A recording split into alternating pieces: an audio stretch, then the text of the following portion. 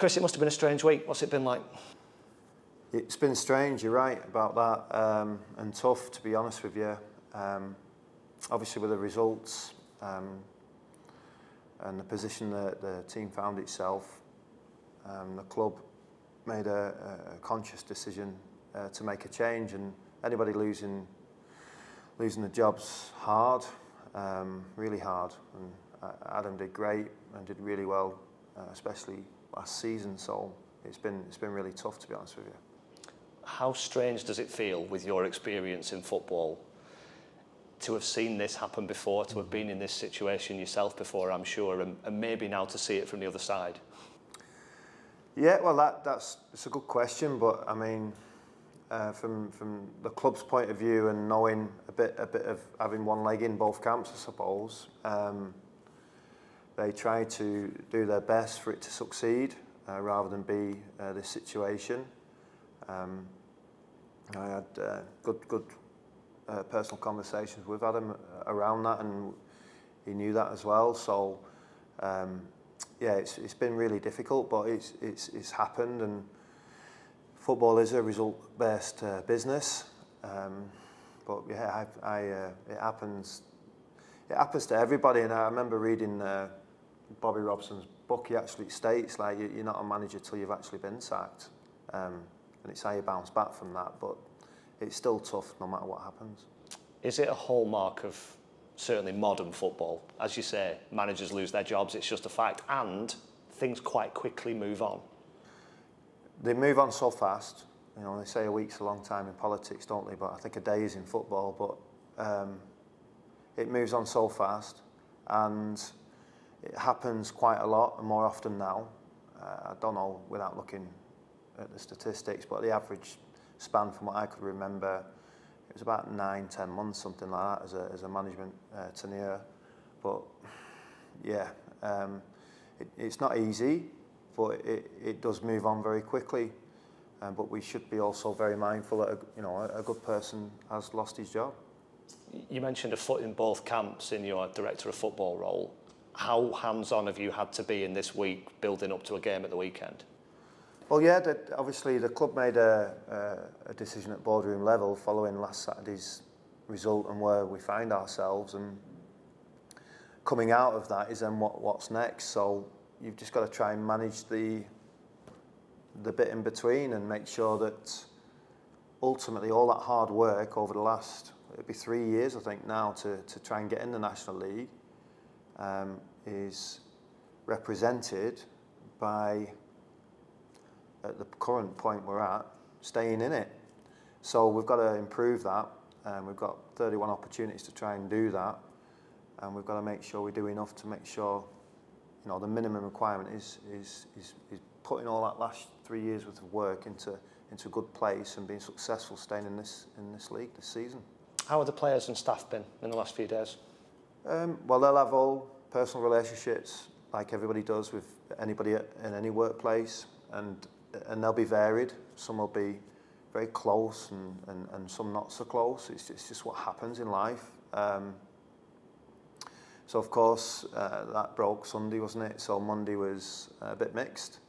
And then, like you said before, with your question, in football you have to move on and move forward. But I did say when I spoke to the players that whatever your feelings are towards the past, and obviously Adam doing such a good job with the team, where it finds itself, please reach out, because like you said before, it has happened to me and it will happen to many more people and better people.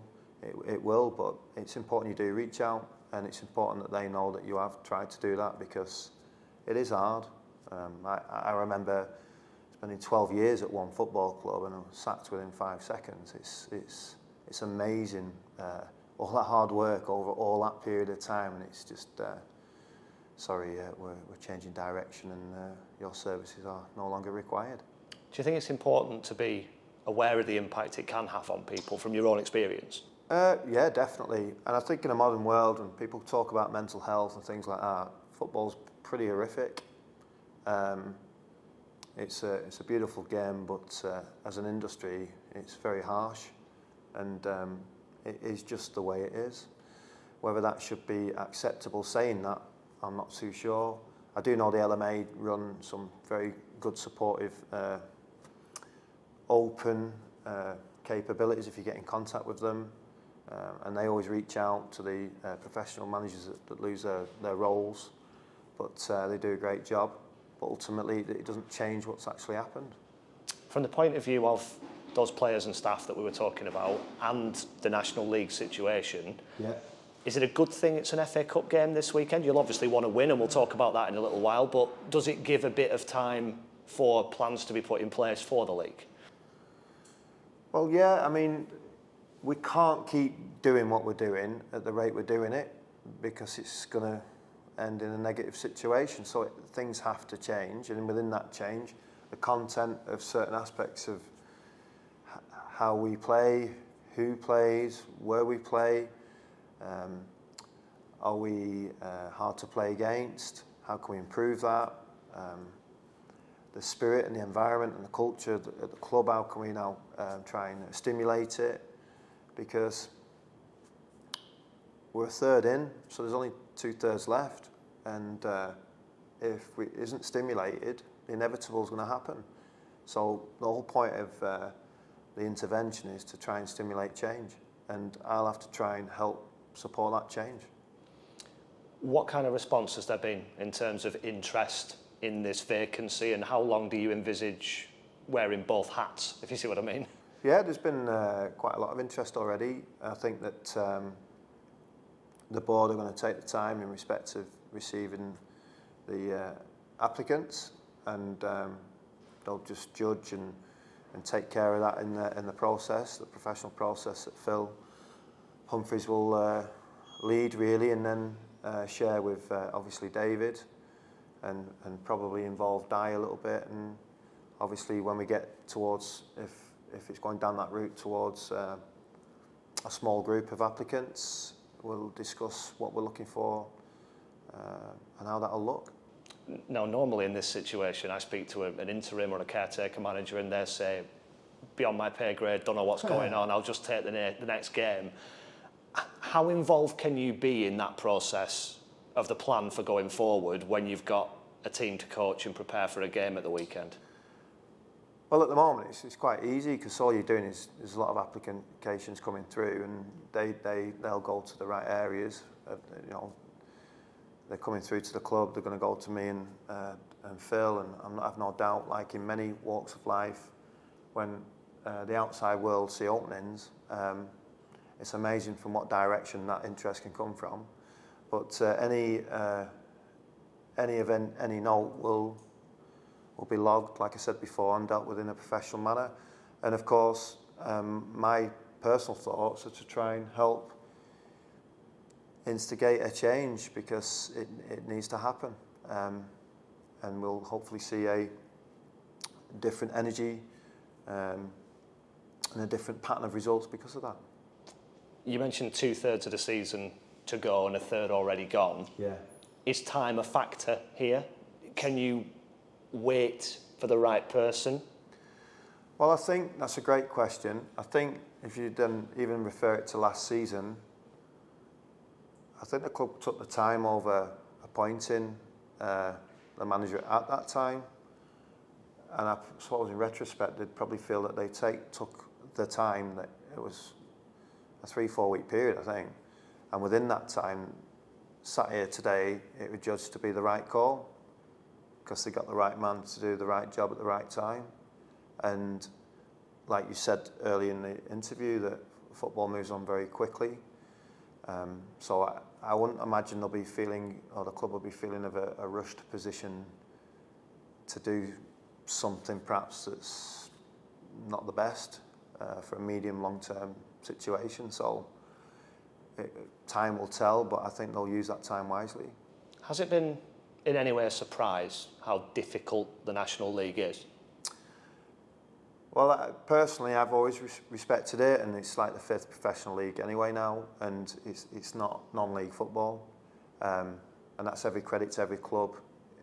Even there's 2-3 clubs that are still classed as part-time, but they do these hybrid models, and most of the lads playing in them teams are personal trainers anyway, and they're actually aligned to get a lot of contacts, 3, 4, 5 times a week contact. So they're professional in a different way, but there's a lot of good coaching going on, and a lot of good players doing good things, and it's a quick physical league, and that's something we need to try and address as well. We've got some really good players that are fast and capable. It's just trying to get the right mix and do it in a way that they can support each other to gain confidence, gain momentum, gain spirit.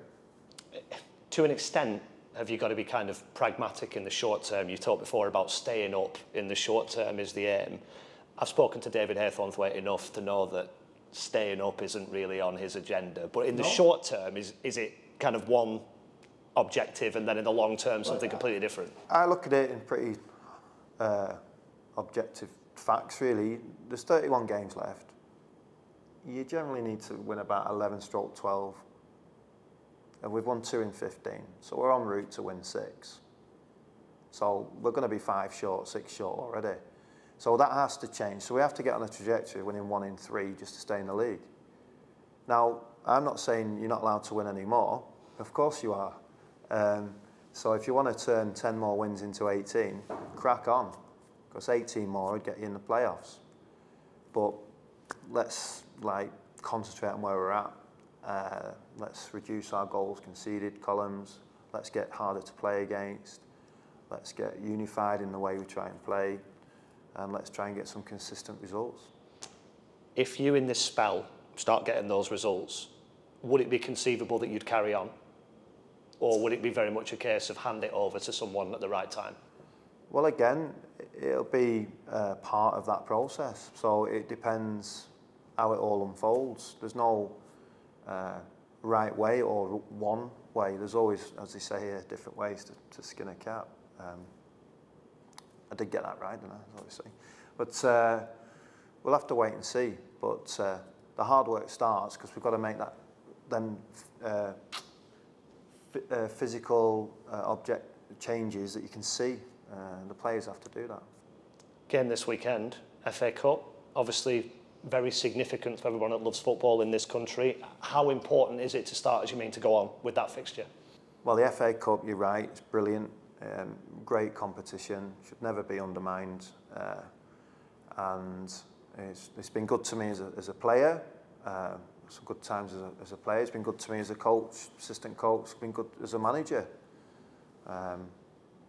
We've had some great time. I've had some great times in the FA Cup, and it's important that even last season at Fylde, they played a lot of games, a lot of replays, I think, and I think they ended up playing Gillingham and had 2 tough games against them. So it'd be great to try and get to round 1 and progress, but you know, Leek have played 4 games, I think, to play us. So they're not just going to come here and roll over. They're going to really try and put a real front on and get a positive result themselves, because they're doing great and have done great for the last 3-4 years. And they ran Macclesfield to the wire, didn't they, for the league, and finished second. Sorry, and